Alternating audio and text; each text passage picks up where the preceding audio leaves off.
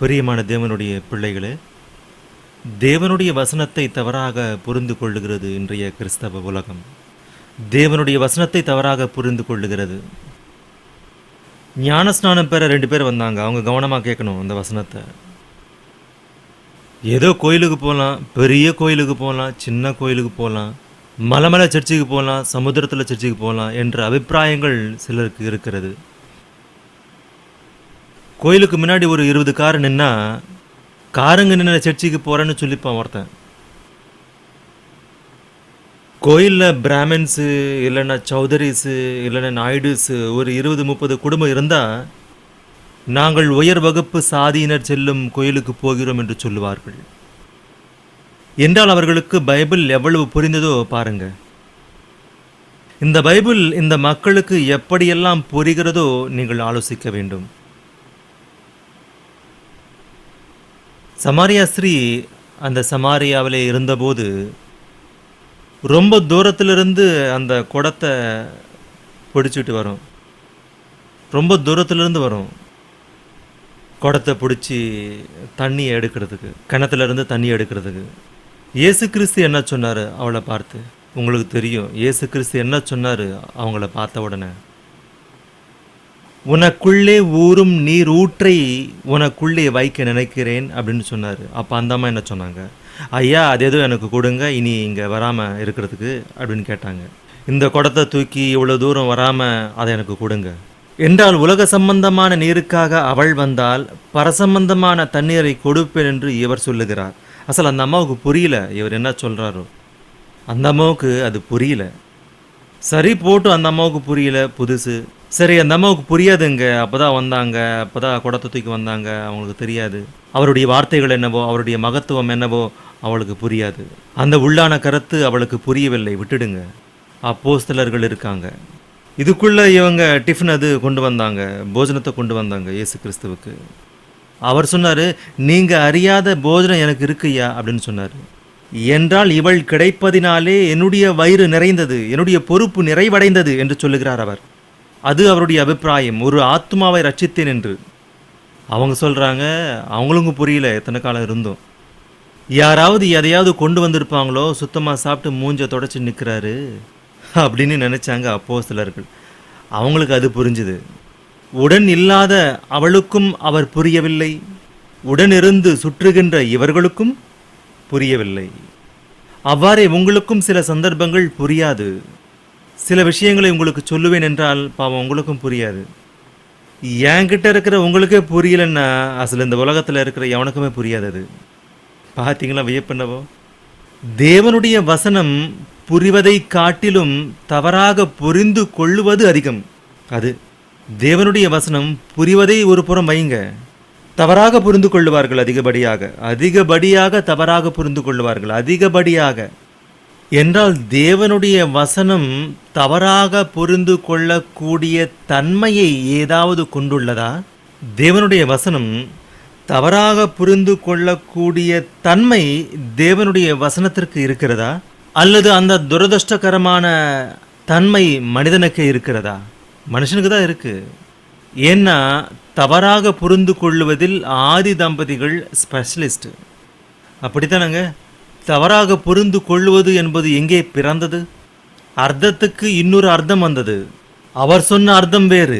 இந்த கனியை புசிக்கும் நாளில் சாகவே சாவாய். இது ஏதாவது நல்லா இருக்காங்க இந்த வார்த்தையை சொல்லுவதற்கு?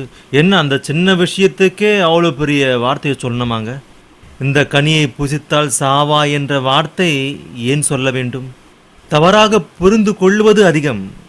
தேவனுடைய வசனம் எத்தனை உயர்ந்தது என்றால் உன்னை காப்பாற்றுவது.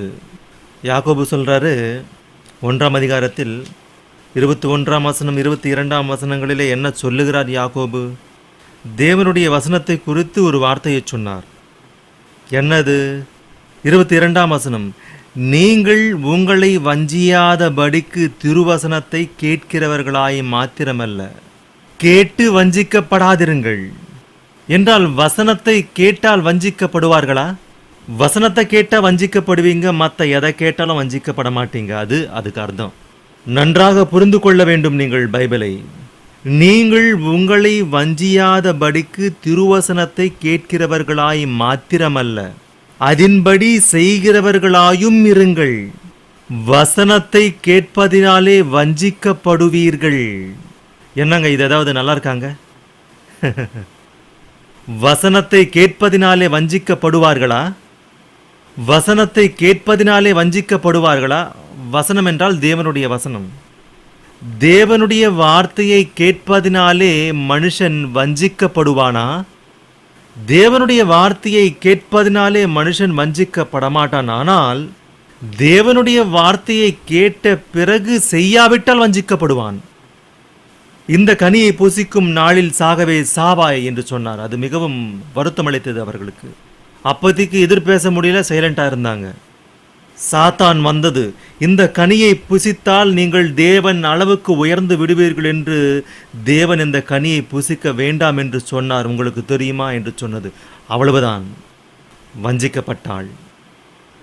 வஞ்சிக்கப்படுவதற்கு அதிக வாய்ப்புகள் இருக்கிறது. அதே வசனத்தை உனக்கு புரிய விடாமல் செய்தது என்றால் சாத்தான் அப்போதும் இருக்கிறது, இப்போதும் இருக்கிறது, எப்போதும் இருக்கிறது.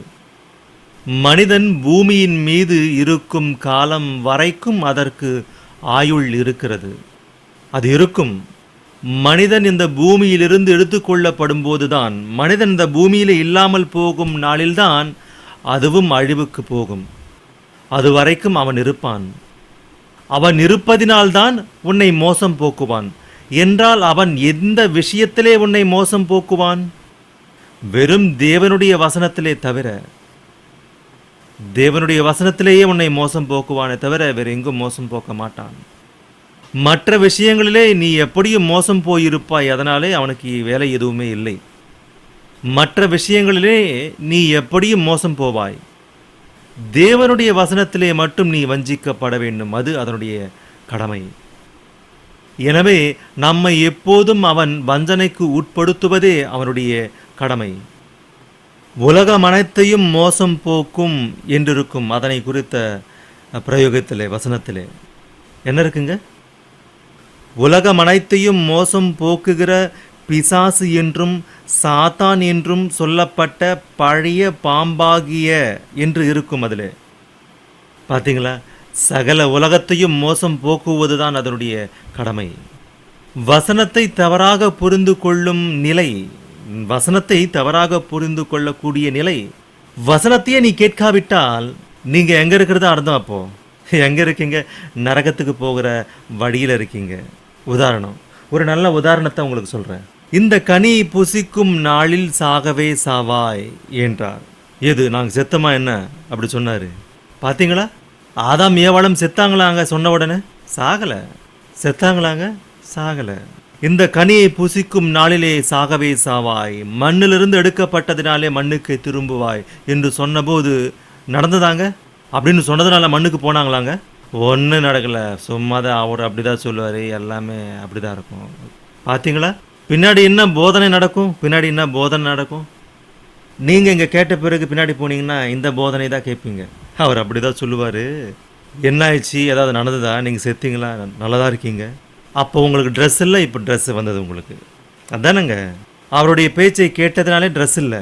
ஆதாமும் ஏவாளும் நிர்வாணிகளாக திரிந்தார்கள். இன்னைக்கு உங்களுக்கு ட்ரெஸ்ஸில் uniform, styles, different of stitchings, விதவிதமான தையல்கள், டிஃப்ரெண்ட் ஆஃப் ஜடைங்க, டிஃப்ரெண்ட் ஆஃப் கோடு, எவ்வளோ ஸ்டைலு. உங்கள் ஸ்டைல் அவருக்கு பிடிக்காது, அவருடைய ஸ்டைல் வேறு. ஆனால் இந்த ஸ்டைல் உங்களுக்கு பிடிச்சதா? இந்த ஸ்டைலு உங்களுக்கு இந்த ஸ்டைல் பிடிச்சது, உங்களுக்கு இது பிடிக்கலையா? சொல்லுங்கள், பொய் சொல்லாமல் சொல்லுங்கள். இப்போ இருக்கிற இந்த ஸ்டைலு, இந்த உலகத்தில் இப்போ நீங்கள் இருக்கிற இந்த ஸ்டைலு அசல் இப்படி இல்லைன்னா மனுஷனே இல்லைன்னு சொல்லுவீங்க நீங்கள். அது ஒரு வாழ்க்கையே இல்லைன்னு சொல்லுவீங்க நீங்கள். செத்துங்களா நீங்கள்? இப்போது அவர் சொன்னார், செத்தீங்களா இப்போ நீங்கள்? அந்த கனியை புசிக்கும் நாளிலே நீங்கள் சாகவே சாவீர்கள் என்று சொன்னான். நீங்கள் செத்தீங்களா இப்போ? நீங்கள் சாகலை. நல்லா இருக்கு. செகண்ட் ஐட்டம் சொல்கிற, கவனமாக கேளுங்க. செகண்ட் ஐட்டம், நிக்கோதேமுவோட இயேசு கிறிஸ்து சொல்கிறாரு. நிக்கோதேமுவோட என்னென்னு? நிக்கோதேமுவுடன் இயேசு கிறிஸ்து வந்து சொன்னார் என்னென்னு? ஒருவன் ஜலத்தினாலும் ஆவியினாலும் பிறவாவிட்டால் பரலோக ராஜ்யத்திலே பிரவேசிக்க மாட்டான். என்றால் ஞானஸ்நானம் பெற்றால் பரலோக ராஜ்யத்திலே பிரவேசிப்பார்களா ஐயா? பிரவேசிப்பார்கள் என்று சொல்லுவோம் என்றால், எது ஞானஸ்நானம் பெற்று இன்னும் போகவில்லையே நான்? அவருடைய வசனத்தின்படி ஏதேன் தோட்டத்திலே ஆதி ஆகமத்திலே தேவன் சாபத்தை கொடுத்த பிறகு சாகவில்லை. அதே போல அவருடைய வார்த்தையின்படி யோவான் சுவிசேஷத்திலே ஞானஸ்நானம் பெறுகிறவன் பரலோகத்திலே பிரவேசிப்பான், ரட்சிக்கப்படுவான் என்று சொன்னார். ஆனால் எது இன்னும் பிரவேசிக்கவில்லை. எங்க பிரவேசிச்சோம் இப்போ நாம? தேவனுடைய வசனத்தை தவறாக புரிந்து கொள்ளுவது மிகவும் சுலபம். ஏனென்றால் ஆத்தும சம்பந்தமான புரிந்து கொள்ளுதல், ஆலோசனை, ஆராய்ச்சி என்பது பைபிளில் உங்களுக்கு மிகவும் அவசியம். எத்தனையோ சாதிக்கிறீங்க, பைபிளை சாதிக்கிறீங்களா நீங்கள்? எத்தனையோ சமையலை கற்றுக்கிறீங்க, பைபிளை கற்றுக்கிறீங்களா நீங்கள்? எத்தனையோ இடங்களை தெரிஞ்சுக்கிறீங்க, பைபிளை தெரிஞ்சுக்கிறீங்களா நீங்கள்? எத்தனையோ புத்தகங்களை படித்தீர்கள், கல்வியை பயின்றீர்கள், பைபிளை கற்றீர்களா நீங்கள்? எதை குறித்து வேண்டுமானாலும் நீங்கள் கஷ்டப்படலாம், எதை குறித்து வேண்டுமானாலும் நீங்கள் பிரயாசப்படலாம். ஆனால் பைபிளிடம் வரும்போது ஏனோ தெரியலங்க, பைபிள்கிட்ட வரும்போது தூக்கம் வருதுங்க. படிக்கிறப்ப புரியாதுங்க. பைபிளை படிக்கும்போது அநேக சந்தேகம் வருங்க. உங்ககிட்ட கேட்கலான்னு வந்தப்போ எல்லாத்தையும் மறந்துடுறேங்க. பார்த்தீங்களா? சாதாரணமாக மனுஷங்க என்கிட்ட வந்து சொல்கிற வார்த்தைகள் இவை அனைத்துமே. என்னென்னமோ வந்து உங்ககிட்ட கேட்கலான்னு நினச்சேங்க, நான் மறந்துட்டேங்க. ஏன்? வேலைக்கு போகும்போது 10 ரூபாயை கம்மியாக கொடுத்தால் நீ மறக்க முடியுமா? உணவை சாப்பிட உட்காரும் போது குழம்பை ஊற்றாவிட்டால் அதற்காக சண்டை போடாமல் மறக்காமல் இருக்க முடியுமா? உன் பிள்ளைகள் பள்ளிக்கு செல்லாவிட்டால் நீ பார்த்து கொண்டே மறந்து சும்மா இருக்க முடியுமா? சண்டை போடாமல் அவர்களை அனுப்பாமல்? வாழ்க்கையிலே எந்த விஷயத்தையும் எங்கேயும் மறக்காத நீ எவ்வளவு ஞாபக சக்தி உனக்கு? ஒருவனுக்கு 4 நாவை கடனாக கொடுத்த நீ அதை எப்படி வசூல் செய்ய வேண்டும் என்று எத்தனையோ திட்டங்களை தீட்டுகின்ற நீ, மறக்காத நீ, எதையாவது சாதிக்க வேண்டும் என்று நினைக்கின்ற நீ அதை சாதிக்கும் வரை எதோ ஆலோசித்து அதை சாதிக்கும் வரை தூங்க மாட்டாயே? நீ நினைத்ததை முடிக்காத வரை அதை சாதிக்காமல் உன்னால் தூங்க முடியாதே, ஆலோசிக்காமல் இருக்க முடியாதே? தேவனுடைய வசனத்தை படித்தால் தூக்கம் வருகிறது என்று சொல்லுகிறாயே என்ன? தேவனுடைய வசனத்தை தெரிந்து கொள்ள வேண்டும் என்று நினைக்கின்ற நீ ஏன் மறக்கிறாய்? இதன் அர்த்தம் என்ன? தவறாக புரிந்து கொள்ளுதல், தவறாக புரிந்து கொள்ளுதல், தவறாக புரிந்து கொள்ளுதல். நீ தேவனுடைய வசனத்தை புரிந்து கொள்ளாமல் இருப்பதற்காக சாத்தான் பிரயோகிக்கும் பிரதானமான அம்புதான் உன்னை மயக்கத்திலே வைப்பது. நீ அதை குறித்து யோசிக்க தேவையில்லை. நீ பைபிளை குறித்து யோசிக்க தேவையில்லை. அந்நிய ஜனங்கள் இப்போது ஆலோசிக்கிறார்கள். இப்போ ரெட்டி ஆலோசித்தார் பார்த்தீங்களா? 50,000 வெகுமதி. 50,000னா எல்லாருக்கும் ஆசை வந்திருக்கும். 50,000. ஆனால் செய்ய வேண்டாமாங்க? செய்யணும். இயேசு கிறிஸ்துவின் வார்த்தைகள் எப்போது எவ்வாறு நிறைவடைய வேண்டுமோ அவர்களுக்கு புரியாது. ஒரு டாக்டர்கிட்ட போனோம், டாக்டரை பார்த்தோம், உடனே வியாதி போகுமாங்க? போகாது. மருந்தை எழுதுவார், ப்ரிஸ்கிரிப்ஷன் அப்படின்னு சொல்லுவாங்க. அதை சீட்டில் முழுங்குற மாத்திரையோ குடிக்கிற மருந்தோ இல்லை ஊசியோ ஏதோ ஒன்று எழுதுவார். அதில் உடனே நோய் போயிடுமாங்க? அதை பயன்படுத்தின உடனே நோய் போயிடுமாங்க? உன் சரீரத்திலே உள்ள அந்த வியாதிக்குரிய கிருமிகள் கொஞ்சம் கொஞ்சமாக குறைய ஆரம்பிக்கும். இந்த மருந்து போய் அங்கே செயல்பட தொடங்கும். அட்வர்டைஸ்மெண்ட் மாதிரி மாயமாகாது. புரியுதாங்க? படிப்படியாக குறையும். தேவனுடைய வசனத்தை நாம் கேட்கும்போது நீ சாகவே சாவாய் என்று சொன்ன உடனே சாகவில்லை. அவனுக்கு சில வரங்களை கொடுத்தார் தேவன். என்ன அந்த வரங்கள்? தேவன் சில வரங்களை கொடுத்தார் ஆதி தம்பதிகளுக்கு, மனிதனுக்கு. நீங்கள் பலுகி பெருகி பூமியை நிரப்புங்கள் என்று சொன்னார். ஆக நிரப்புங்கள் என்று ஒரு அரை மணி நேரத்திற்கு முன்பாக சொல்லி நீங்க சாவிங்க என்று சொன்ன உடனே செத்தாங்கன்னா முன்னாடி சொன்ன வார்த்தை என்ன ஆகணும் இவங்களுக்கு? இதற்கு முன்பு சொன்ன வார்த்தை என்ன ஆகும்? அந்த வார்த்தை அடிப்படாதாங்க. அந்த வார்த்தை அதற்கு முந்தி சொன்ன வார்த்தை என்ன? அதற்கு முன்பாக என்ன சொன்னார்? ஆசீர்வதித்தார். ஆதாமாகவும் ஏவாளாகவும் அவர்களை செய்த பிறகு என்ன செய்தார்? அவர்களை தேவன் ஆசீர்வதித்தார். என்னவென்று ஆசீர்வதித்தார்? நீங்கள் பலுகி பெருகி பூமியை நிரப்புங்கள் என்று சொன்னார். அவர்கள் பூமியை நிரப்ப வேண்டும் என்றால் அவர்கள் இருக்க வேண்டுமா இல்லையா? பூமியை நிரப்பணும்னா இருக்கணுமா இருக்கக்கூடாதாங்க? இல்லைன்னா மற்ற புத்தகங்களிலே எழுதப்பட்டது போல யமன் தவறான வரத்தை கொடுத்தாராம். என்னன்னு? யாருக்கு? புக்ஸில் நாம் படித்தோமே. யாருக்கு? சாவித்திரி அவங்களுக்கு. ம் சத்ய சாவித்திரியா? சத்ய சாவித்திரி அவர்களுக்கு ஒரு வரத்தை கொடுத்தாராம். என்னன்னு? அதுக்கு முன்னாடி அவருடைய கணவரை உயிரை எடுத்தாரு. உயிரை எடுத்து அந்த உயிரை கொண்டு போறாரு. உயிரை கொண்டு போகும்போது இந்த சத்ய சாவித்திரி அவங்க தொல்லை பண்ண ஆரம்பிச்சாங்க. பின்னாடி போய் நீங்க அப்பேற்பட்டவர் இப்பேற்பட்டவர் அப்பேற்பட்டவர் இப்பேற்பட்டவர்னு மொத்தத்தில் மாயலை வச்சு என்ன ஆசீர்வதிங்க அப்படின்னு சொன்னப்போ என்னென்னு ஆசீர்வதிச்சாரு? குழந்தை குட்டியோட சுமங்கலியா இருமான்னு ஆசீர்வதிச்சாரு. எது உயிரை கொண்டு போறாரு பின்னாடி. எப்படி இருக்கும்?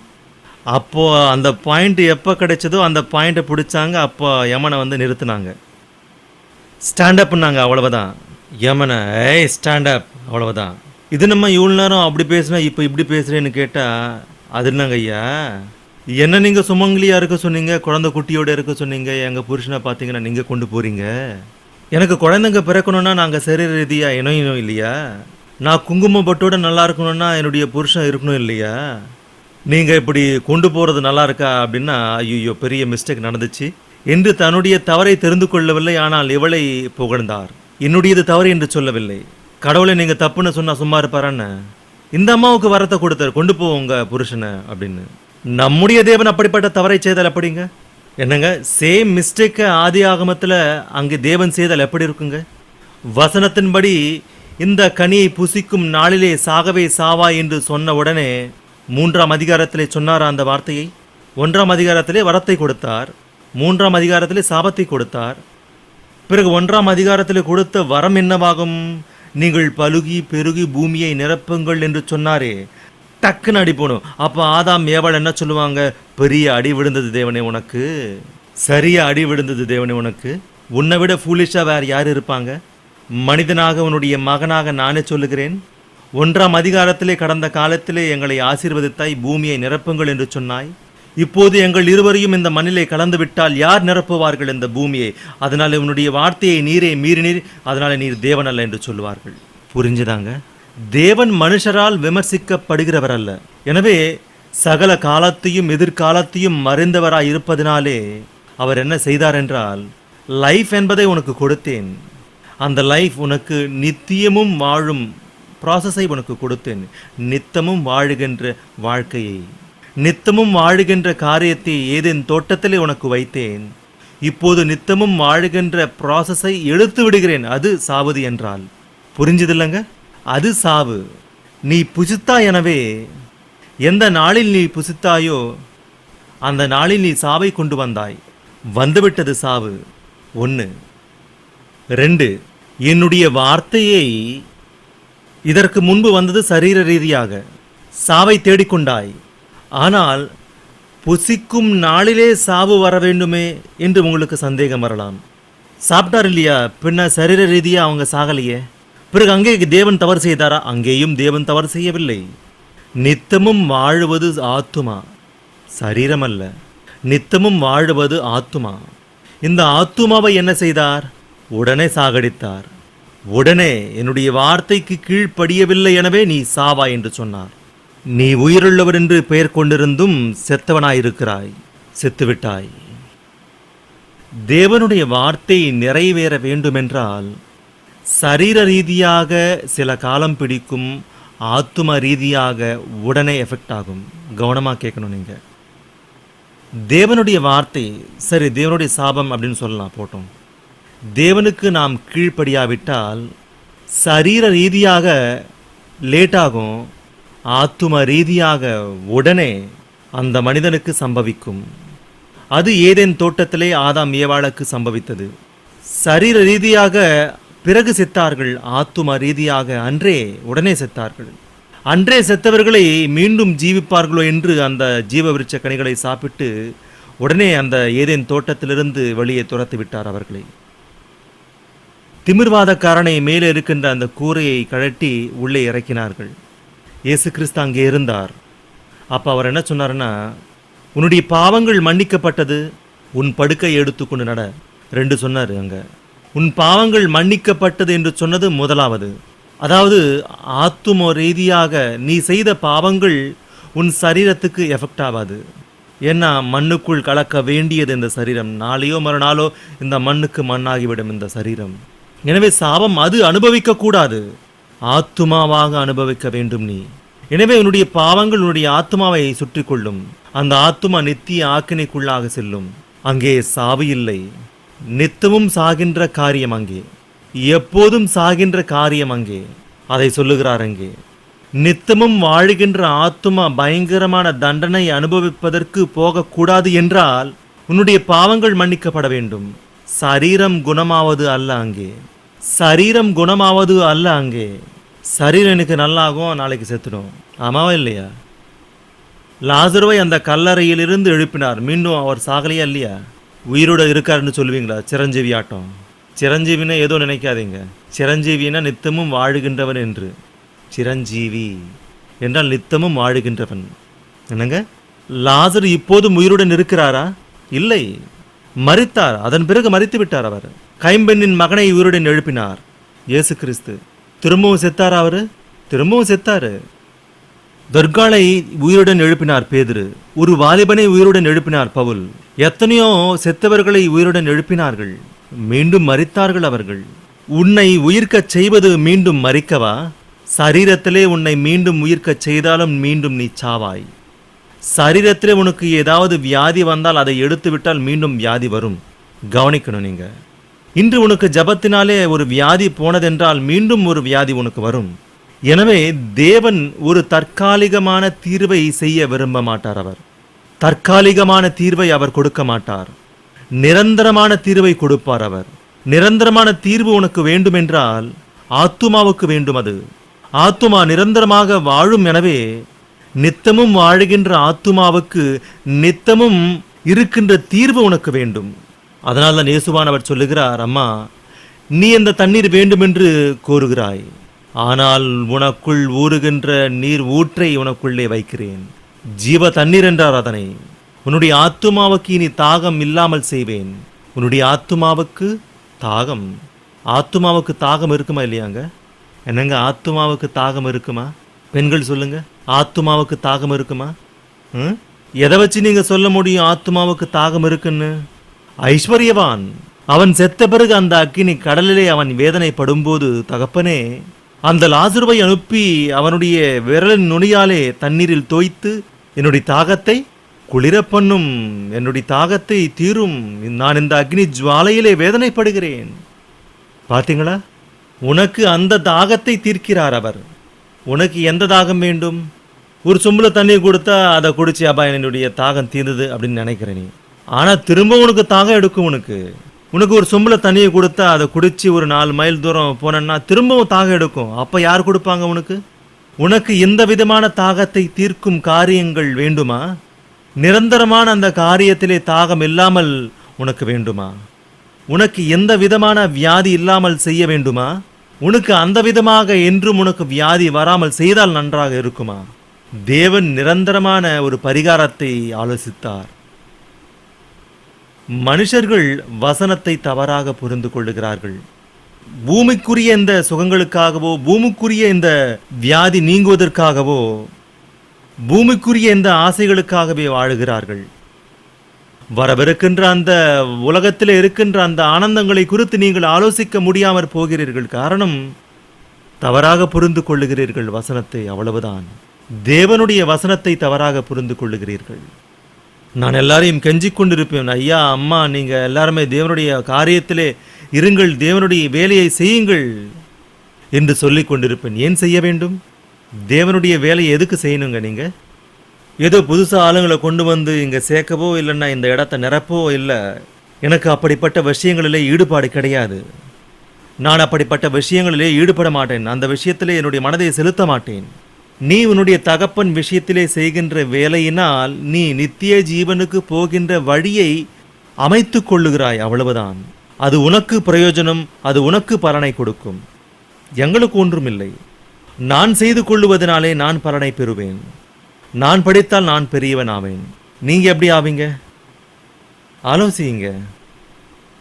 தற்காலிகமான சுகங்களுக்காக, தற்காலிகமாக உங்களுடைய கோரிக்கைகளை தீர்த்து கொள்வதற்காக இந்த சரீரத்திலே நீங்கள் 365 நாட்கள் வேலை செய்கிறீர்கள்.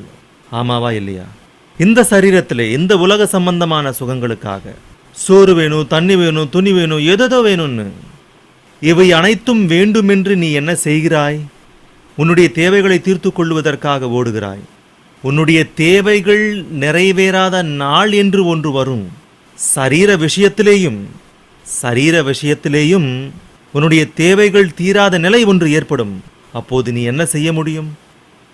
பணம் 10 செய்யும். பணம் இருந்தால் மலை மேலே குரங்கையும் இறக்க முடியும்னு சொல்லுவான் புத்தி இல்லாதவன்.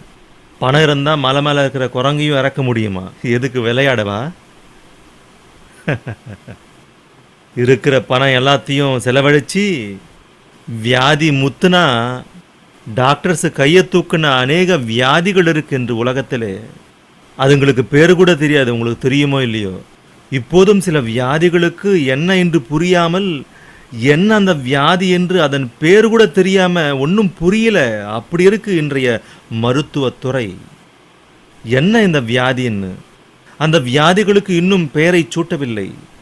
அதனால்தான் சில வியாதிகளுக்கு டாக்டர்ஸ் பெயரை சூட்டினாலும் மருந்துகள் இல்லாமல், மருத்துவ வசதிகளால் எந்த விதமான பயனும் இல்லாமல் அதற்கு தீர்வு வராதென்று, நாங்கள் குணப்படுத்த முடியாது என்று சொல்லி டைம் கொடுப்பாங்க. இவ்வளவு காலம் நீ இருப்ப, 6 மாதம், 1 வருஷம், 2 வருஷம், இனி நீ பிழைக்க மாட்ட அப்படின்னு சொல்லுவாங்க. அப்போ யார் வேணும் உனக்கு? எங்கே போக முடியும் நீ உன்னால்? சரீர சுகங்களை நிறைவேற்றுவதற்காக உன் வாழ்நாள் முழுவதையும் செலவழிக்கிறாய். எதனையோ சாதிக்க வேண்டும் என்று. எதனை? பணம், மணி இல்லைங்க, எல்லாத்துக்கும் மணி. மணியை சாதிக்கணும்னு உன்னுடைய வாழ்க்கையை தீக்கொளுத்துக் கொள்ளுகிறாய். பணத்தை சம்பாதித்து கொள்ள வேண்டும் என்று உன்னுடைய வாழ்க்கையே தீக்கொளுத்துக் கொள்ளுகிறாய். கரண்ட் வயரை தொட்ட என்ன ஆவாங்களா? கரண்ட் வயரை தொட்ட என்ன ஆகும்? அங்கே ஒரு படம் இருக்கும், அதுக்கு மேலே ஒரு படம் இருக்கும். என்ன படம் இருக்கும்? என்னங்க? கரண்ட் போல் மேலே என்ன படம் இருக்கும்? பேய் படமா? நம்ம படம் தான். அது எதுக்கு பேய் படமாகும்? நம்ம தலை ஓடு 2 எலும்பை வைப்பாங்க குறுக்கால, இன்ட்டு ஆட்டம். இன்ட்டுன்னா தப்புன்னு. உங்களுக்கு புரிஞ்சுதாங்க? தப்பு நடந்துருச்சுன்னு. நான் அப்பப்போ ஆலோசிப்பேங்க அதை பார்த்து. என்ன ஆலோசனைன்னா, அது என்னுடைய ஆலோசனைங்க. அந்த மண்டை ஓடு 2 இன்ட்டு ஆட்டம் வைப்பாங்க, ஒரு 2 எலும்பை. எதுக்கு இந்த மாதிரி வைக்கிறாங்க? மேலே ஒன்று கீழே ஒன்று வைக்கலாம் இல்லையா? இல்லாட்டி பக்கத்தில் ஒன்று இந்த பக்கத்தில் ஒன்று வைக்கலாம் இல்லையா? எதுக்கு இன்ட்டு ஆட்டம் வைக்கிறாங்க? போவான்னு அர்த்தம், கிராஸ் ஆகி போவ. இன்ட்டு தவறு நடக்கிறது, தப்பு. அது மின் கம்பத்தில் வச்சாங்க. அதை தொட்டன்னா அப்படி ஆவன்னு. பைபிளை சொல்லுகிறேன் என்று. பணத்தை பிடிச்சன்னா அப்படிதான் ஆவணி. நீ பணத்தை பிடிச்சாலும் அப்படிதான் ஆவணி. அது தேவனால் உண்டானது அல்ல, நீ செய்து கொண்டாய். பணத்தை யார் செஞ்சது? பணத்தை யார் செஞ்சதுமா? நாம் செய்து கொண்டோம். நாம் செய்து கொண்டதற்காக நாம் அல்லல் பட்டால் நன்றாக இருக்குமா? என்னங்க? சரி, ஒருவேளை அது உங்களுக்கு பிடிக்கல, அப்படி சொன்னால் உங்களுக்கு பிடிக்கல, வீட்டை கட்டிக்கினீங்க, டெய்லி அதுக்கு சாஷ்டாங்கமாக விழுந்து கும்பிட்றீங்கன்னா பார்க்குறவங்களுக்கு நல்லா இருக்குமா? உனக்கு நல்லா இருக்குமா? நீ செய்து கொண்டதற்காக நீ பூஜிப்பது என்ன? நீ செய்து கொண்டதற்காக நீ அல்லல் படுவது என்ன? நீ செய்து கொண்டதற்காக நீ வாழுவது என்ன ஐயா? நீ எதற்காக திரிந்து திண்டாடுகிறாய்? பணத்திற்காக. பணம் எதற்காக? வாழுவதற்காக. வாழ்க்கை யாருக்காக? வாழ்க்கை யாருக்காக? அசல் இந்த வாழ்க்கை யாருக்காக? இந்த சரீரம் யாருக்காக? யாருக்காகங்க? உங்களுக்காகவா? உங்களுக்காக என்று நினைத்தால் இந்த சரீரத்தை யார் உண்டாக்கினார் என்ற விஷயத்திடம் நாம் போக வேண்டும். ஏன்னா நமக்கு பிடிச்ச மாதிரி நம்ம வீட்டை கட்டிப்போம், நமக்கு பிடிச்ச மாதிரி நம்ம ஷர்ட்டை தச்சுப்போம், நமக்கு பிடித்தாற்போல் நாம் எதையாகிலும் செய்து கொள்ளுவோம். இந்த மனித உருவாக்கத்திடம் நாம் சென்றால், இந்த உருவத்தை முதலாக யார் செய்தார்? இந்த கேலண்டருக்கு இந்த டிசைன் இருக்கு, உங்களுக்கு பிடிச்சதா? உங்களுக்கு பிடிச்ச டிசைன்னு நினைக்கிறீங்களா நீங்க? இந்த கம்பெனிக்காரனுக்கு பிடிச்சது அந்த டிசைனு. அந்த கேலண்டர் பாருங்க, அந்த டிசைனு. அது யாருக்கு பிடிச்சது?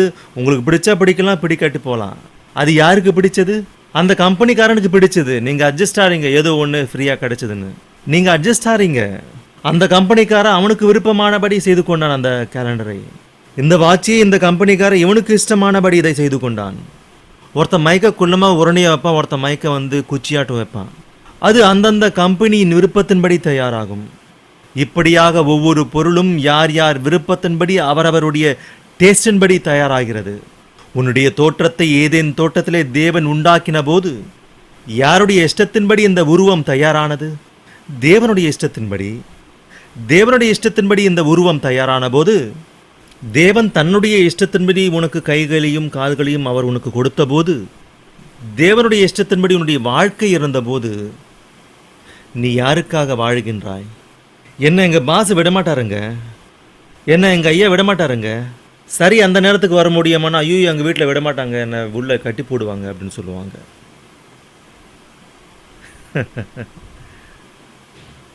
யாருக்காக கொடுத்தார் இந்த வாழ்க்கையை? பாடல்களை பாடினால் பக்தி அல்ல, அரட்டை அழித்தால் பக்தி அல்ல, வசனத்தை படித்தால் பக்தி அல்ல, வாழுவது பக்தி. தேவனுக்காக நீ என்ன செய்ய முடிகிறாய்? தவறாக புரிந்து கொள்ளுகிறாய் வசனத்தை. யாரோ காணிக்கையை கொடுத்தார்கள் என்று நீயும் காணிக்கையை கொடுப்பாயா? யாரோ எதையோ செய்தார்கள் என்று நீயும் செய்வாயா? உன்னுடைய வசனம், உனக்கு தேவன் கொடுத்த வசனம் உனக்கு தவறாக புரிகிறது. அப்படி தவறாக புரிந்து கொண்டால் உன்னை நீயே வஞ்சித்துக் கொள்ளுகிறாய் என்றார் தேவன். நீங்கள் உங்களை வஞ்சியாதபடிக்கு திருவசனத்தை கேட்கிறவர்களாய் மாத்திரமல்ல, உங்களை வஞ்சியாதபடிக்கு திருவசனத்தை கேட்கிறவர்களாய் மாத்திரமல்ல, அதன்படி செய்கிறவர்களாயும் இருங்கள். ஞானஸ்நானம் பெற்றாய். இன்னைக்கு இந்த 2 பேரும் ஞானஸ்நானம் எடுத்தாங்கன்னா அவங்க பரலோகத்துக்கு போவாங்களாங்க? நீ ரட்சிக்கப்படுகின்ற காரியத்திலே முதல் படிக்கு வந்தாய். அங்கிருந்து நீ பரலோகத்திற்கு போவதற்கு எத்தனையோ படிகளை ஏற வேண்டும். அந்த படிகளிலே எத்தனையோ தியாகங்கள், எத்தனையோ கஷ்டங்கள், எத்தனையோ துன்பங்கள், எத்தனையோ உபத்திரவங்கள், இப்படியாக நீ படிகளை ஏறி ஏறி ஏறி ஏறி ஏறி ஏறி அப்போஸ்தலர்கள் எல்லாருமே ஞானஸ்நானம் பெற்றாங்க. போவாங்களா பரலோகத்துக்கு? அன்று கிறிஸ்தவர்கள் எல்லாருமே ஞானஸ்நானம் பெற்றார்கள். போவாங்களா பரலோகத்துக்கு? தண்ணீரில் முக்கி எழுந்தால் பரலோகத்திற்கு போவாய் என்றால் எல்லாரும் முக்கி எழுறாங்க, அந்த கங்கா நதியிலும் அந்த நதியிலும். அதுவும் ஞானஸ்நானம் தான் அவங்களுக்கு. தண்ணீரில் முக்கி சரீர அழுக்கை போக்குவது அல்ல என்று சொல்லுகிறார் பேதுரு. தண்ணீரிலே முக்குவது ஆரோக்கியத்திற்காக முக்கவில்லை. நீ உன்னை நீ தேவனுக்காக பிரதிஷ்டை செய்து கொள்ளுகிறாய். உன்னை நீயே தேவனுக்காக பிரத்யேகம் செய்து கொள்ளுகிறாய். உன்னை நீயே தேவனுக்காக அர்ப்பித்துக் கொள்ளுகிறாய். தகப்பனே, இந்த சரீரம் உன்னுடையது. தாலி கட்டின உடனே பிரமாணம் பண்ணுவாங்க. என்னென்ன பிரமாணம் பண்ணுவாங்க? இன்றிலிருந்து நான் கஷ்டத்திலேயும் துன்பத்திலேயும் வியாதியிலேயும் அதிலேயும் இதிலேயும் எல்லாத்தையும் சொல்லுவாங்க. தாலியை கட்டிப்பாங்க. தாலியை கட்டின பிறகு, ஐயா வணக்கம் ஐயா, எல்லாம் முடிஞ்சது, நான் போகிறேன்னா, உன் வழியை நீ போ, என் வழியை நான் போகிறேன்னு அதுவாங்க. என்னங்க, தாலியை கட்டி கொண்டு மனைவி என்று நீ பிரமாணம் செய்து கொண்டு இருப்பேன் என்று சொல்லி நீ மீண்டும் போனால், ஞானஸ்நானம் பெற்றுக்கொண்டு நீ தேவனுக்கு பயன்படாததென்பது எப்படியோ, தாலியை கட்டி கொண்ட பிறகு திரும்ப அந்த கணவரிடம் நீ போவாமல் இருப்பது என்பது அப்படிதான். உங்களுக்கு புரியறதுக்காக சொல்கிறேங்க இதெல்லாம். எனக்கு நானும் கிறிஸ்டியன் தாங்க, நானும் கிறிஸ்டியன், எங்கள் அப்பா கிறிஸ்டின், எங்கள் தாத்தா கிறிஸ்டின், எங்கள் பாட்டா கிறிஸ்டின், எங்கள் ஃபேமிலியே கிறிஸ்டினுங்க, எங்கள் ஊரே கிறிஸ்டினுங்க. முந்தின நாள் அடிச்சுன்னு போயிடுச்சு எல்லாமே. கேட்டிங்களா நியூஸில்? ஊர் 250 பேர் போனாங்களாம். திரும்ப திரும்ப. எந்த ஊருங்க அது? கிறிஸ்டியன் பேட்டை. என்ன கிறிஸ்டியன் பேட்டைக்கு போயிடுச்சுங்க அப்படின்னு கர்த்தர் இல்லையாங்க? என் ஊரே கிறிஸ்டியன் பேட்டைன்னு சொல்றியா? பேர வச்ச யாருக்கு அதிகம்? பேர வச்ச யாருக்கு அதிகம்? ஞானஸ்நானம் பெற்றுவிட்டு நான் கிறிஸ்தவன் ஆகிவிட்டேன், நான் கிறிஸ்தவனாக மாறிவிட்டேன், நான் அவ்வப்போது தேவனுடைய பாடல்களை கேட்கும் போதெல்லாம் தாவீதை போல நடனம் ஆடுவேன் என்று சொன்னால் வேலைக்காகாது. உன்னுடைய பக்தி தேவனுக்கு பயன்பட வேண்டும். என்னது? உன்னுடைய வாழ்க்கை தேவனுடையதா இருக்க வேண்டும். என்னங்க, ஏமா நீ தாலி கட்டிக்கினியா, உன் புருஷன் எங்கம்மான்னு கேட்டா, அவர் எப்பயோ போயிட்டாருமா, எங்கே இருக்காரு? ஏதோ கட்டிக்கின எங்கள் அப்பா அம்மா தொல்லை தாங்க முடியாமல் எங்கள் மாமனாவன் அவன் அப்பயே போயிட்டான் ஊரை சுற்றுறதுக்கு, நான் வரமாட்டேன்னு சொன்னேன். சரி, இப்போ நீ யாருமா? நான் காலியாக இருக்கேங்க இப்போது. அதுதானே நீ கொடுக்குற பதில்? ஞான ஸ்நானம் பெற்ற நீ கர்த்தருக்கு சமர்ப்பணமாய், கர்த்தருக்காக அபிஷேகம் பண்ணப்பட்டு, கர்த்தருக்காக பிரதிஷ்டை பண்ணப்பட்ட சரீரம் இது. இந்த சரீரத்தை தேவன் ஆதியாகமத்திலே ஏன் உருவாக்கினார் என்றால், உங்கள் சரீரமானது நீங்கள் தேவனாலே பெற்றும், அப்படியே இருக்கா 1 கொரிந்தியர் 6:19, உங்கள் சரீரமானது நீங்கள் தேவனாலே பெற்றும் உங்களில் தங்கியும் இருக்கிற பரிசுத்த ஆவியினுடைய ஆலயமாயிருக்கிறதென்றும் நீங்கள் உங்களுடையவர்களல்லவென்றும் அறியீர்களா? உங்கள் சரீரங்களாலே தேவனை, உங்கள் சரீரங்களாலே தேவனை, உங்கள் சரீரங்களாலே தேவனை, உங்கள் சரீரங்கள் தேவனை பூஜிக்கின்றதா? தேவனுடைய மகிமைக்கு குலைச்சலை உண்டாக்குகிற தேகங்களாய் இருக்கிறதா? இன்னார் பி.டி. சுந்தர்ராவின் மகன் IAS படித்தார் என்றால் உண்மையா அந்த வார்த்தையை கேட்டப்போ எவ்வளோ சந்தோஷப்படுவாங்க? இன்னாருடைய பிள்ளைகள் எத்தனை உயர்ந்தவர்கள் ஆனார்கள் என்றால் எனக்கு மகிமையை தேடி கொண்டு வருகிறவர்களாக என்னுடைய பிள்ளைகள் வந்தார்கள் என்று. நீங்க நம்முடைய தகப்பன் உருவாக்கிய இந்த தேகம், இந்த தேகத்தால் நம்முடைய தகப்பன் மகிமைப்படுத்தப்பட வேண்டியதாய் இருக்க, இந்த தேகங்களினாலே நாம் தேவனுடைய ஊழியத்திலே, தேவனுடைய ஊழிய காரியங்களிலே இருக்க வேண்டியதாய் இருக்க, இதனை வளர்ப்பதற்கு, இதனை போஷிப்பதற்கு, இதனுடைய அலங்காரத்திற்கு, இதற்காகவே 365 நாட்களும், இதற்காகவே 24 மணி நேரமும் கொட்டி கொண்டு இருந்தால் யார் கொடுப்பார்கள் உங்களுக்கு பரலோகத்தை? எங்களுக்கு வேண்டும் என்று சொல்லுவதற்கு உங்களிடம் இருக்கின்ற ஆதாரம் என்ன? இதோ நான் இதை செய்தேன், எனவே எனக்கு பரலோகத்தை கொடும் என்று சொல்வதற்கு என்ன ஆதாரம் இருக்கிறது உங்களிடம்? 8 மணி நேரம் வேலை செய்தால்தான் சம்பளத்தை கேட்கும் தகுதி உனக்கு உண்டு. 20 ஆண்டுகள் இந்த டெலி கம்யூனிகேஷனுக்கு, இந்த டிபார்ட்மெண்ட்டுக்கு நாங்கள் வேலை செய்தோம், இன்று வரை இந்த அரசாங்கம் எங்களை கண்டு கொள்ளவில்லை என்று நிற்க வைத்து கேட்கிறார்கள். என்று நாட்டில் இருக்கின்ற டெலி கம்யூனிகேஷன் ஒர்க்கர்ஸ் எல்லாருமே இந்த நாட்டிற்காக 20 ஆண்டுகள் 30 ஆண்டுகள் நாங்கள் சர்வீஸ் செஞ்சங்க, எங்களுடைய கஷ்டத்தை இந்த அரசாங்கம் ஏன் பார்க்கவில்லை என்று இந்த அரசாங்கத்தை நிற்க வைத்து கேட்கிறது என்று இவர்கள். உண்மைதான், கேட்கும் தகுதி அவர்களுக்கு உண்டு. பிறகு நீங்கள் கர்த்தரே ஏன் எங்களுக்கு பரலோகத்தை கொடுக்க மாட்டீர் என்று கேட்கும் தகுதி உங்களுக்கு என்ன இருக்கு சொல்லுங்க? ஒரு நாளிலே 8 மணி நேரம் உன்னுடைய உத்தியோகத்திலே, உன்னுடைய வேலையிலே நீ ஈடுபடாவிட்டால் கேட்கும் தகுதி உனக்கு இல்லை என்று நீ கருதும் போது, அடிப்படை தர்மம் உனக்கு தெரியுமே. நீ செய்கின்ற வேலையிலே 8 மணி நேரம் நீ வேலை செய்யாவிட்டால் கேட்கும் தகுதி உனக்கு உண்டு. உன்னுடைய டிபார்ட்மெண்ட்டை, அரசாங்கத்தை. அவ்வாறே உன்னுடைய வீட்டிலே உன்னுடைய பிள்ளைகளுக்காக, உன்னுடைய கணவனுக்காக காலையிலிருந்து மாலை வரை எவ்வளவு கஷ்டப்பட்டு கட்டிலிடம் சேரும் வரை நீ கஷ்டப்பட்டு உணவு சமைத்து, பிள்ளைகளை பள்ளிக்கு அனுப்பி, துணிமணிகளை துவைத்து, அவருக்கு சாப்பாட்டை கட்டி அனுப்பி, அவருடைய நல்லது கட்டது எல்லாவற்றையும் கவனிக்கின்ற நீ உன்னுடைய கணவனை நிற்க வைத்து கேட்கும் தகுதி உனக்கு இருக்கும் போது, அவரை கண்டுக்காம, அவருடைய விஷயத்தையே நீ யோசிக்காம, குடும்பம் என்னவாகுமோ என்று கண்டு கொள்ளாத நீ கணவரை சூளுரைக்கவோ கணவரை கேட்கவோ உனக்கு மனைவியாக உனக்கு தகுதி இருக்காது. அது உண்மையாகும் போது, அது உண்மை என்று நீங்கள் கருதும் போது, அது நியாயம் என்று நீங்கள் கருதும் போது, பரலோகம் வேண்டும் என்று நீங்கள் கேட்கும் தகுதி என்ன? ஞான ஸ்நானம் பெறுவது தகுதியா? எல்லாருமே பெறுவாங்க. தண்ணியில மொக்கி ஏந்திரிக்கிறது பெரிய வேலையாங்க? தண்ணியில மொக்கிறது பெரிய வேலையாங்க? நாம் ஏதாவது மலையை பொழக்கிறோமா, இல்லைன்னா மரத்தை நடுறோமா, இல்லைன்னா பெரிய குடியை தோன்றமா? ஒண்ணுமே இல்லையே. தண்ணியில முக்கி எழுந்து துணியை மாத்திக்கிட்டு போக வேண்டியது தான். அவ்வளவுதான், ஞானஸ்நானம் முடிஞ்சிச்சு. பாருங்க பைபிள், அப்போஸ்தலருடைய நடபடிகள் 14ஆம் அதிகாரம் 22ஆம் வசனம். அப்போஸ்தலருடைய நடபடிகள் 14ஆம் அதிகாரம் 22ஆம் வசனம். சீஷருடைய மனதை திடப்படுத்தி விசுவாசத்திலே நிலைத்திருக்கும்படி கஷ்டங்களிலேயும் வேதனைகளிலேயும் துன்பங்களிலேயும் எதிலேயும் கூட உன்னுடைய விசுவாசத்திலிருந்து நீ அசையக்கூடாது. எந்த நாளிலே நீ கர்த்தரை நம்பி தண்ணீருக்குள்ளே இறங்கி ஞானஸ்நானம் பெற்றாயோ, நீங்க 2 பேருமே கவனமா கேட்கணுமா? எந்த நாளிலே நாம் அனைவரும் தண்ணீருக்குள்ளே இறங்கி ஞானஸ்நானம் பெற்றோமோ, நாம் அனைவரும் ஞானஸ்நானம் பெற்றோம். ஞானஸ்நானம் பெற்று கர்த்தராகிய இயேசு கிறிஸ்துவை இரட்சகராக ஏற்றுக்கொண்டு பிதாவுக்காக, தேவனுக்காக நம்மை நாமே பிரதிஷ்டித்து கொண்டோமோ, அன்றிலிருந்து விசுவாசத்திலே நிலைத்திருக்கும்படி அவர்களுக்கு புத்தி சொல்லி, நாம் அநேக உபத்திரவங்களின்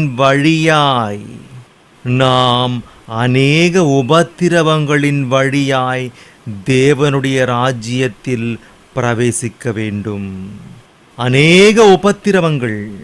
நாம் விசுவாசத்திலிருந்து நழுவி போக எத்தனையோ கஷ்டங்கள், எத்தனையோ உபத்திரவங்கள், எத்தனையோ துன்பங்கள், அவை அனைத்தையும் நாம் தாங்க வேண்டும்.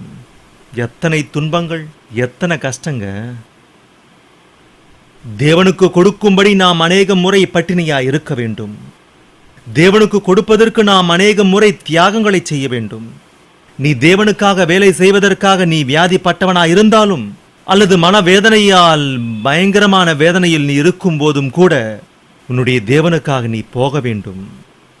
உன்னுடைய வீட்டிலே உனக்கு எத்தனை பிரச்சனைகள் இருந்தாலும், உன்னுடைய தகப்பனுடைய விருப்பத்தை நீ நிறைவேற்றுவதற்காக நீ எடை கட்டிக்கொண்டு உன் தேவனுக்காக வேலை செய்ய வேண்டும்.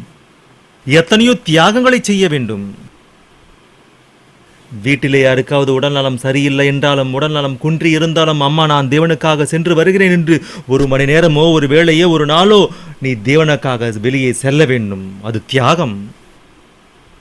இந்த அம்மாவை பாருங்க, பிள்ளைங்களுக்கு சரியில்லாட்டியும் தேவன்னு சொல்லி வெளியே போய் வராங்க என்று சொன்னாலும் அவை எல்லாவற்றையும் சகித்து கொண்டு சாயந்தரம் மீண்டும் வீட்டுக்குள்ளே நுழைந்து பிள்ளைகளை கவனிக்க வேண்டும்.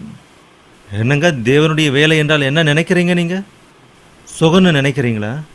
அதோ போறாங்க, கணவனும் இருக்க மாட்டா, மனைவியும் இருக்க மாட்டா, பிள்ளைங்களும் இருக்க மாட்டா, ஏதோ போறாங்க அப்படின்னு உங்களை சொல்லுவாங்க. இந்த ஆம்பளைங்களை என்ன சொல்லுவாங்க?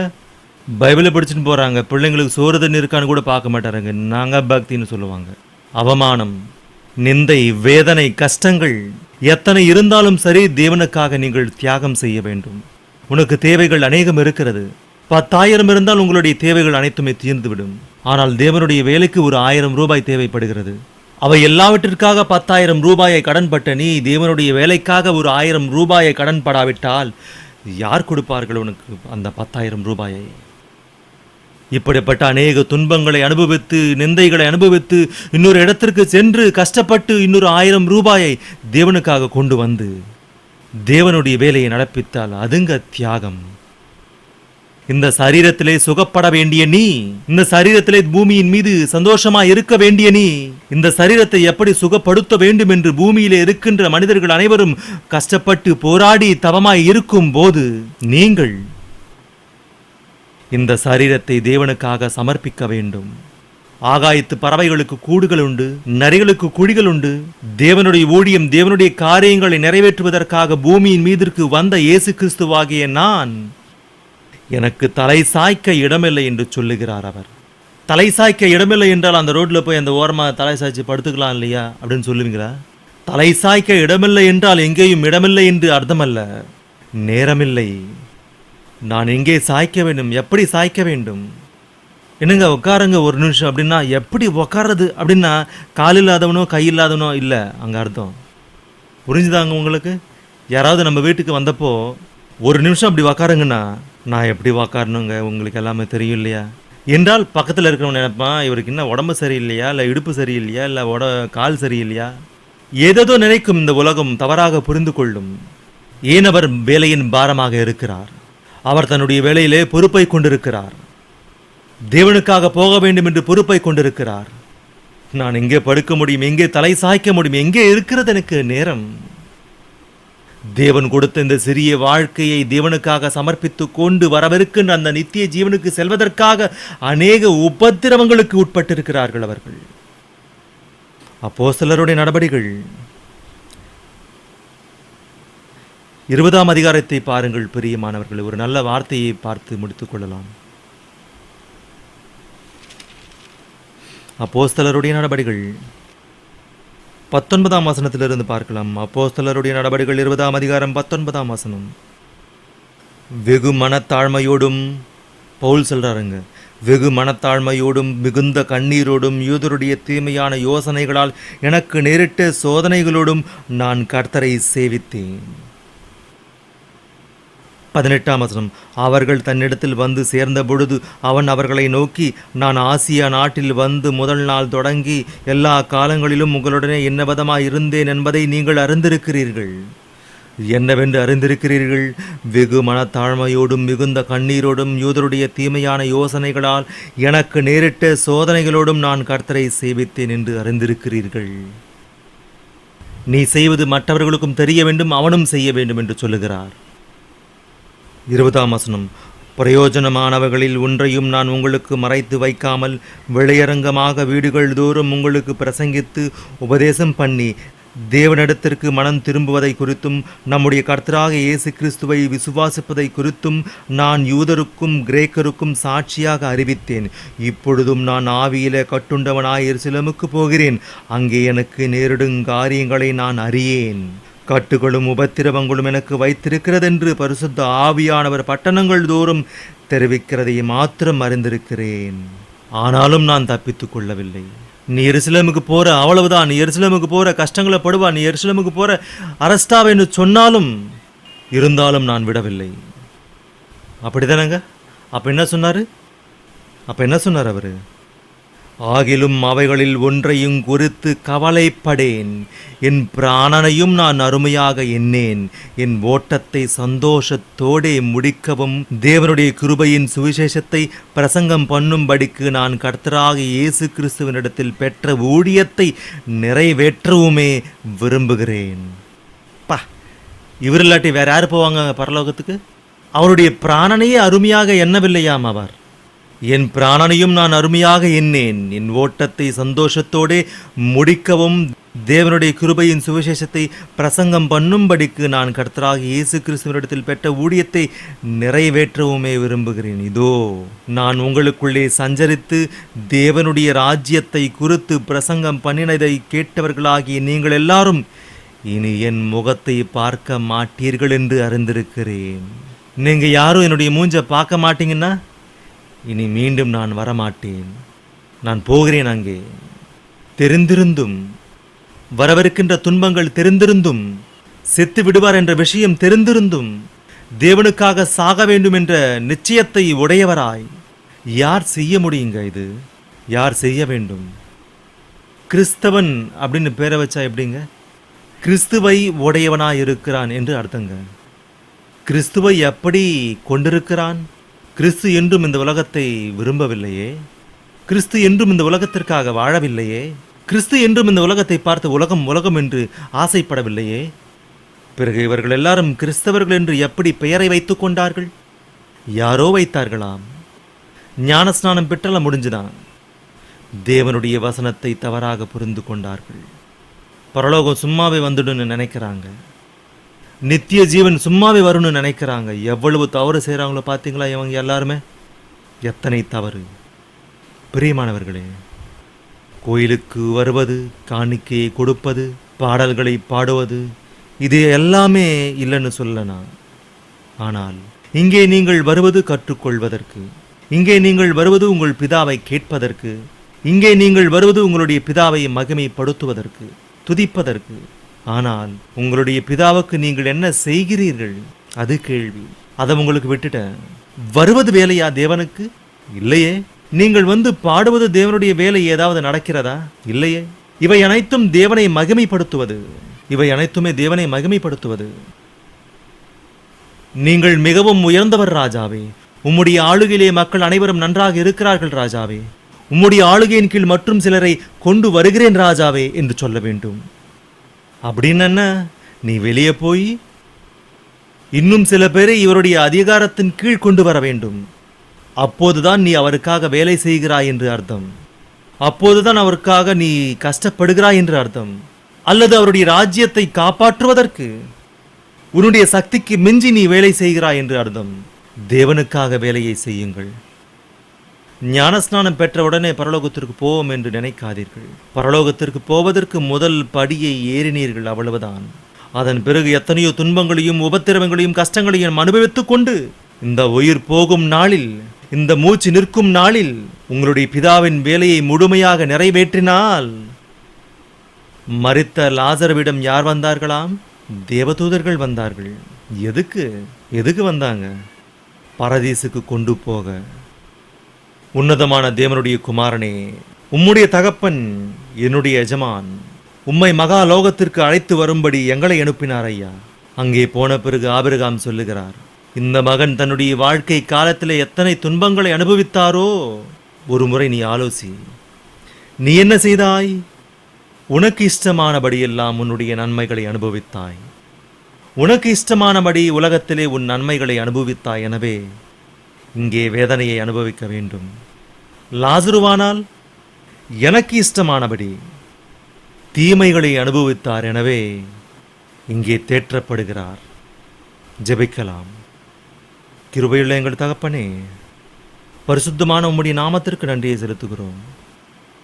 உம்முடைய பிள்ளைகளுக்கு உம்முடைய வார்த்தைகளை சொன்னேன். அவை பலன் தர வேண்டும், விருத்தி அடைய வேண்டும். சாத்தான் கொண்டு செல்லாமல் உதவி செய்யுங்கள். அவர்கள் தங்களை தாங்களே வஞ்சியாதபடிக்கு வசனத்தை கேட்கிறவர்களாய் மட்டுமே அல்லாமல் வசனத்தின்படி செய்கிறவர்களாய் இருக்க உதவி செய்யும். இயேசுவின் நாமத்தினாலே இந்த ஜெபத்தை கேட்கிறேன் பிதாவே. ஆமென்.